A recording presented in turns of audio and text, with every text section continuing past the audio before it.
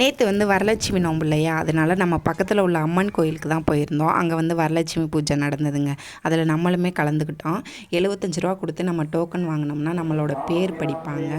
பேர் படித்து அர்ச்சனை பண்ணுவாங்க. அதுதான் எங்களோட பேர் படிச்சிருந்தாங்க. என் பேரும் எங்கள் வீட்டுக்கார் பேரும். அதுக்கு பிறகு வந்துட்டு இந்த கூடை என்னென்னா 1008 முறை நாமங்கள் சொல்லி இந்த குங்கும அர்ச்சனை பண்ணுவாங்கங்க.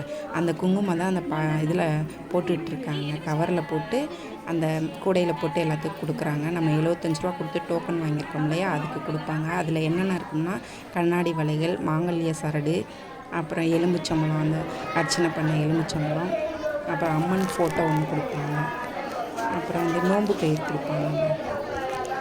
இதெல்லாம் சேர்த்து 75 ரூபா.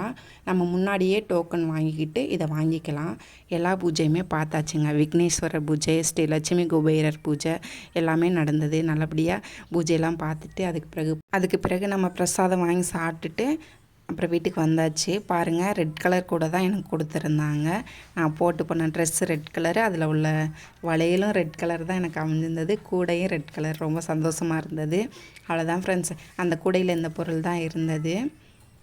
நோம்பு கயிறு இருக்குது பாருங்கள். அர்ச்சனை பண்ண அந்த எலுமிச்சம்பழம், குங்குமம், தாலி சரடு, மஞ்சள் குங்குமம், ஒரு மிட்டாய் கொடுத்துருந்தாங்க. அவ்வளோதான் ஃப்ரெண்ட்ஸ், நல்லபடியாக சாமி கும்பிட்டுட்டு நம்ம வீட்டுக்கு வந்தாச்சு. சாமியோட அலங்காரம் எப்படி இருந்துச்சுன்னு கமெண்ட் பாக்ஸில் கமெண்ட் பண்ணுங்கள். அலங்காரம் தாங்க பார்க்குறதுக்கு மகாலட்சுமி அம்மா.